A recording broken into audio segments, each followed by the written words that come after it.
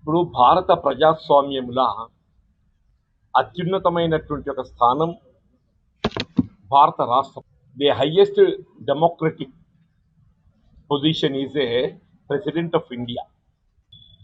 వీళ్ళ తెలంగాణ రాష్ట్రానికి సంబంధించి సామాజిక న్యాయం కల్పనలో భాగంగా ఏదైతే ప్రస్తుతం అమలు చేయబడుతున్న 29% స్థానే,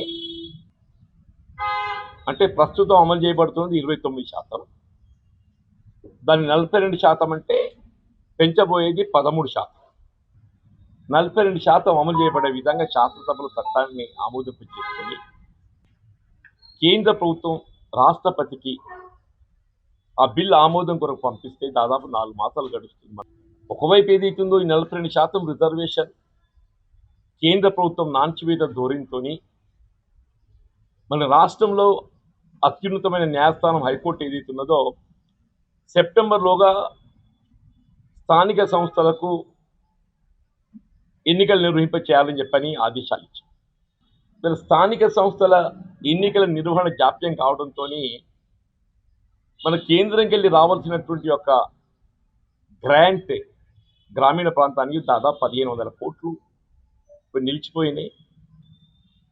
ఇప్పుడు మనం తక్షణమే ఎన్నికలు నిర్వహింప చేయటం లోపల జాప్యం అయినట్టయితే ఈ 1500 కోట్లు కూడా మనం నష్టపోయే పరిస్థితి ఉన్నది. కాబట్టి ఏదైతుందో ఎన్నికలు తక్షణమే నిర్వహింప చేయాలని చెప్పంటే తెలంగాణ రాష్ట్రం ఏదైతే సామాజిక న్యాయం కల్పనలో భాగంగా ఓబీసీలకు 42% రిజర్వేషన్ కల్పింప చేయాలని భావించిందో ఆ 42% రిజర్వేషన్ అమలుకి ఏదైతే ఆటంకం, ఇది గమనించి ఆటంకం. ఇప్పుడు ఆనాటి బీఆర్ఎస్ ప్రభుత్వం 2018లో పంచాయతీరాజ్ యాక్ట్ అమెండ్ చేసింది. 2018లో పంచాయతీరాజ్ యాక్ట్ అమలు చేసి స్థానిక సంస్థల రిజర్వేషన్ 50% మించకుండా, అది ఏ పదవే కానీ 50% మించకుండా అమలు చేయబడే విధంగా చట్టాన్ని మార్పు చేసింది. ఇప్పుడు ఈ 2018లో మార్పు చేయబడ్డట్టు ఒక పంచాయతీరాజ్ చట్టం ప్రకారంగా మనం ఎన్నికలు నిర్వహింపజేస్తే స్థానిక సంస్థలు 50% రిజర్వేషన్ మించే అవకాశం లేదు. మనము 42% కల్పింప చేయాలని చెప్పని మనం భావించి బిల్లు ఆమోదింప చేసుకొని కేంద్ర ప్రభుత్వానికి రాష్ట్రపతి నివేదించింది. ఇప్పుడు 42% బీసీలకు, దళితులకు 15%, ఎస్సీలకు, ఎస్టీలకు 10%, అంటే 42 + 25 + 10 67% అమలు చేయబడాలని అంటే ఈ 50% సీలింగ్ మనకు అడ్డొస్తుంది. కాబట్టి ఆ సీలింగ్ తొలగింపు చేయబడే విధంగా ఇది 2018లో పంచాయతీరాజ్ యాక్ట్ 50% మించకుండా రూపొందించిందో ఆ సీలింగ్ తొలగింపు చేయబడే విధంగా తెలంగాణ ప్రభుత్వం ఆర్డినెన్స్ జారీ చేసింది. ఆర్డినెన్స్ జారీ చేయాలని తలంచి ఆ ఆర్డినెన్స్ జారీ ప్రక్రియలో భాగంగా ఏదైతే గవర్నర్కు ఈ ఆర్డినెన్స్ నివేదించిందో గవర్నర్ గారు దాన్ని ఆమోదించకుండా భారత రాష్ట్రపతికి నివేదించి, ఇప్పుడు మొదటిదేమో 42% రిజర్వేషన్కు 2 బిల్లులు ఆమోదించుకున్నాం. ఒకటి స్థానిక సంస్థల ఎన్నికల్లో 42%, రెండోది విద్యా ఉద్యోగాలలో 42%. అది మొదటి 2 బిల్లులు కేంద్ర ప్రభుత్వం 9th షెడ్యూల్లో చేర్చాల్సిన అటువంటి ఒక అంశం ఏదైతే ఉందో చేర్చకుండా దాన్ని అక్కడ వాళ్ళు నాంచి వేస్తారు. ఇప్పుడు మొన్నటి ఆర్డినెన్స్ ఏదైతే ఉందో ఈ 50% మించకుండా ఎన్నికలు నిర్వహింప చేయాలని చెప్పి 2018లో అప్పటి ప్రభుత్వం ఉత్తర్వులు జారీ చేసిందో దాన్ని మార్పు చేయబడే విధంగా ఆర్డినెన్స్ జారీ చేయాలని చెప్పని తెలంగాణ ప్రభుత్వం, గౌరవ ముఖ్యమంత్రి రేవంత్ రెడ్డి గారు ఆయన క్యాబినెట్ ఏదైతే నిర్ణయం తీసుకొని ఆ నివేదికను ఆర్డినెన్స్ జారీకి ఏదైతుందో గవర్నర్ గారికి నివేదించి, అంటే గవర్నర్ గారి ముద్ర వేయడానికి ఏది స్థానిక సంస్థల ఎన్నికలకు సంబంధించిన ఒక బిల్లు, విద్యా ఉద్యోగాలకు సంబంధించిన 2వ బిల్లు, 42% రిజర్వేషన్ కల్పన. విద్యా ఉద్యోగాలలో గతంలో 29% ఏదైతే బీసీలకు అమలు చేయబడుతుండేనో దాన్ని 42% పెంచే విధంగా దయచేసి అది స్పెసిఫిక్గా మెన్షన్ చేయండి ప్లీజ్. ఆ 29 42 చేస్తే 42 + 15 + 10 67. ఈ రెండో ఆర్డినెన్స్ ఏదైతుందో భారత రాష్ట్రపతి దగ్గర ఇవి నిలిచిపోవడంతో స్థానము హోదా ఎవరైనా కలిగి ఉంటారంటే అది ప్రభుత్వం ప్రజా సంక్షేమ కార్యక్రమాలు ప్రభుత్వ నిర్ణయాలు తీసుకునేది ప్రభుత్వం. అటువంటి ప్రభుత్వం అది ఏ పార్టీ అనేది కాదు.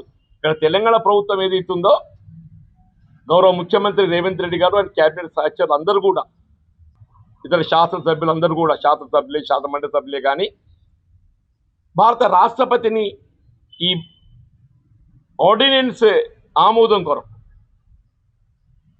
50% మించకుండా ఇది ఆనాటి బీఆర్ఎస్ ప్రభుత్వం బిల్లు చేసిందో చట్టం చేసిందో ఆ చట్టాన్ని రిలాక్స్ చేసే విధంగా ఆ 50% సీలింగ్ను తొలగించే విధంగా ఒక రాష్ట్రానికి సంబంధించి అంటే రాష్ట్ర ప్రభుత్వ అధినేత క్యాబినెట్ ఇంతకంటే డెమోక్రటికల్లీ ఎలక్టెడ్ ఇన్స్టిట్యూషన్ ఏది ఉండదు.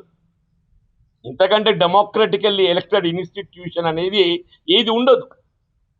అటువంటి డెమోక్రటికల్లీ ఎలక్టెడ్ ఇన్స్టిట్యూషన్ భారత రాష్ట్రపతి టైం కోరింది. ఈ సామాజిక న్యాయం కల్పనలో భాగంగా ఈ రిజర్వేషన్లకు సంబంధించినటువంటి మొదటి 2 బిల్లులే కానీ ఈ ఆర్డినెన్స్ జారీకి సంబంధించిన అంశమే కానీ మరి పెండింగ్లో ఉన్నాయి. వాటిపై తక్షణమే నిర్ణయం తీసుకోవాలని చెప్పి విజ్ఞప్తి చేయడానికి సమయం కూడా. అన్ఫార్చునేట్ ఏంటంటే ప్రజాస్వామ్యంలో ఇంతకంటే అగౌరవం అనేది ఏమి ఉండదే. ప్రజాస్వామ్యంలో ఇంతకంటే అగౌరవం అనేది ఏది ఉండదు. టోటల్ ప్రపంచమే మన భారత ప్రజాస్వామ్యాన్ని హర్షిస్తుంది. ఇంత గొప్ప ప్రజాస్వామ్యం అనేది బాబాసాహెబ్ బిఆర్ అంబేద్కర్ రూపొందించిన రాజ్యాంగం ఏదైతున్నదో ఇంతకంటే గొప్ప ప్రజాస్వామ్య వేదిక ప్రజాస్వామ్య దేశం ఏది లేదు అని చెప్పని హర్షిస్తుంది మొత్తం ప్రపంచమంతా. మరి అటువంటిది భారత రాష్ట్రపతి ఏదైతుందో ఒక రాష్ట్ర ప్రభుత్వానికి మీరు సమయం ఇవ్వకపోవడం ఇంతకంటే దురదృష్టం ఏమైనా ఉంటుందే.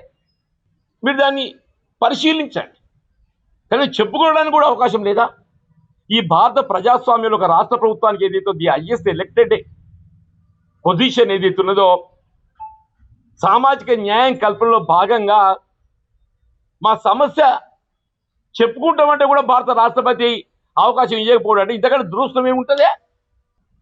కనీసం చెప్పుకుంటామంటే కూడా నువ్వు సమయం ఏమంటే ఏమన్నట్ట ఇది most unfortunate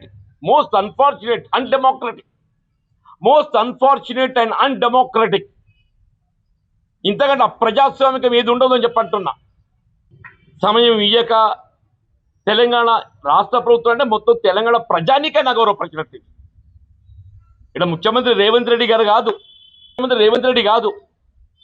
is and representative of 4 crore 4 కోట్ల తెలంగాణ ప్రజానీకానికి ఏదైతుందో తెలంగాణ రాష్ట్రానికి చెందిన 4 కోట్ల ప్రజానీకానికి అధినేత ఆయన. అను తెలంగాణ రాష్ట్ర ప్రజానీకానికి సంబంధించిన సామాజిక న్యాయం కల్పనలో భాగంగా డెలిగేషన్ అనుమతి కొడితే ఇయ్యరు అంటే ఇంతకన్నా మోస్ట్ అన్డెమోక్రటిక్. అసలు తెలంగాణ రాష్ట్రం అనేది ఈ భారత ప్రజాస్వామ్యంలో భారతదేశంలో ఇది ఒక భాగం అవునా కాదా? మీరు ఆ ముస్లింలను తీసేయండి. అసలు ముస్లింలను కొత్తగా కలిపింది అది కూడా చెప్పండి అయితే. కిషన్ రెడ్డి గారు విజ్ఞుడు, రాజనీతిజ్ఞుడు. రామచంద్రరావు గారు పెద్ద న్యాయశాస్త్ర కోవిదుడు, పరిజ్ఞాని. ఆయన అంత అనుభవం గల నాయకుడు కిషన్ రెడ్డి గారు. మొన్నటి బిల్లు వీళ్ళు ఇంతవరకు అమల్లో ఉన్నటువంటి యొక్క బీసీ కులాలకు అదనంగా లెట్ ఇట్ బి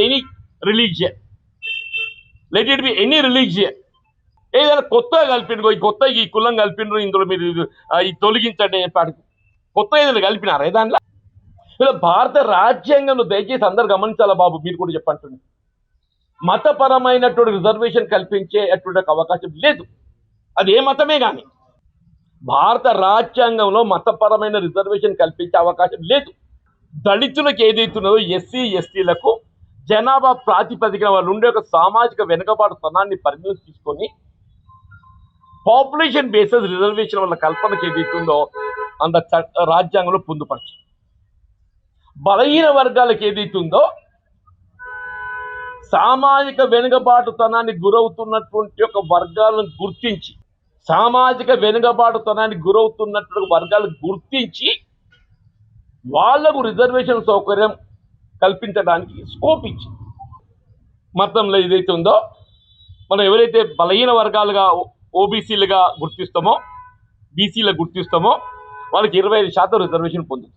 ఎక్కడైతే అర్బన్ పట్టణ ప్రాంతాల్లో వాళ్ళు ఉపాధి నిమిత్తం షిఫ్ట్ అయినరో అక్కడ ఏ వార్డే కానీ ఏ వర్గం మెజార్టీ ఉంటే ఆ వర్గం గెలిచేస్తారు.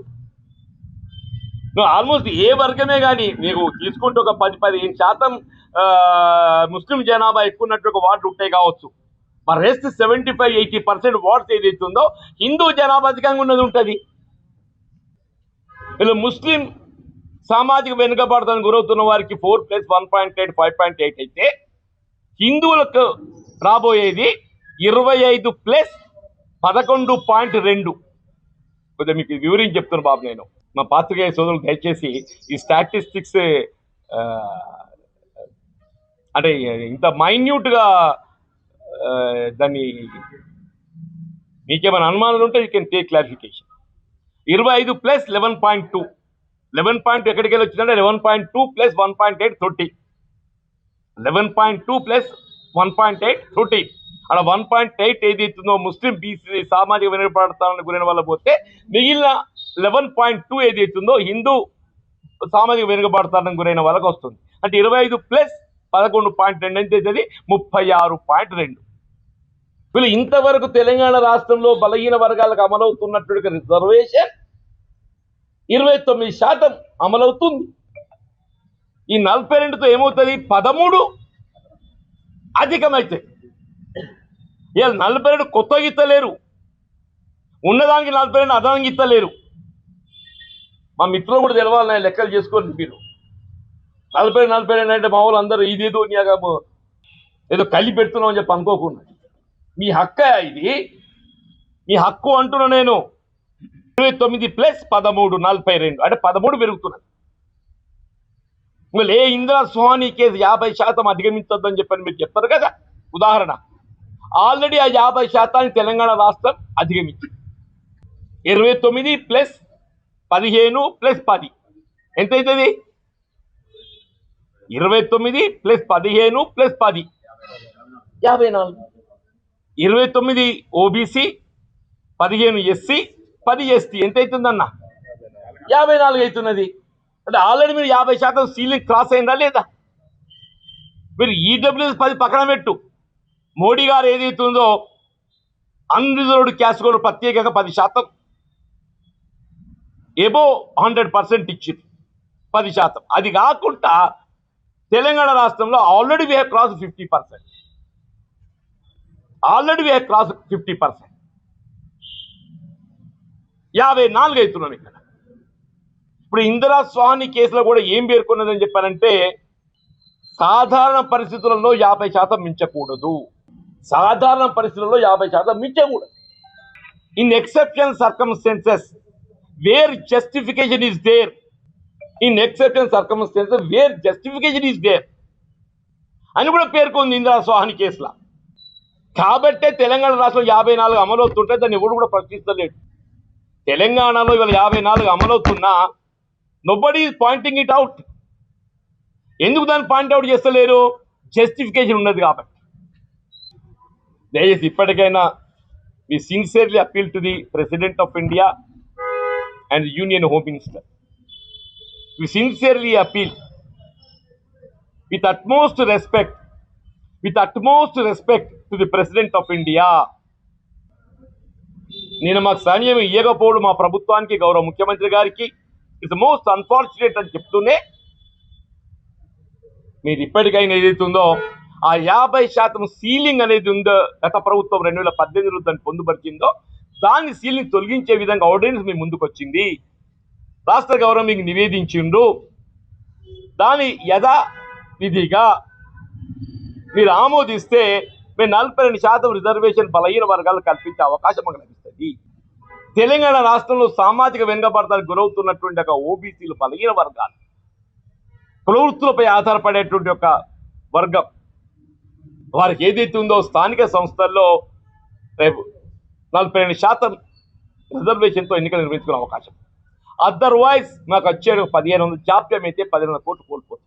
రాష్ట్ర అత్యున్నతమైన న్యాయస్థానం హైకోర్టు కూడా ఉత్తర్వులు ఇచ్చింది, రాష్ట్ర ప్రభుత్వానికి ఆదేశాలు ఇచ్చింది. మరి సెప్టెంబర్లోగా సర్పంచులకు ఎన్నికలు నిర్వహింపజేయాలని, సర్పంచులు ఎన్ని నిర్వహింపజేయాలని రాష్ట్ర ప్రభుత్వాన్ని కూడా ఏదైతుందో మీరు సర్పంచులకు రాష్ట్ర అత్యున్నతమైన ఒక న్యాయస్థానం ఏదైతే ఆదేశాలు ఇచ్చిందో దానికి అనుగుణంగా మీరు ఎన్నికలు నిర్వహించేయండి. భారత రాష్ట్రపతి కూడా విత్ అట్మోస్ట్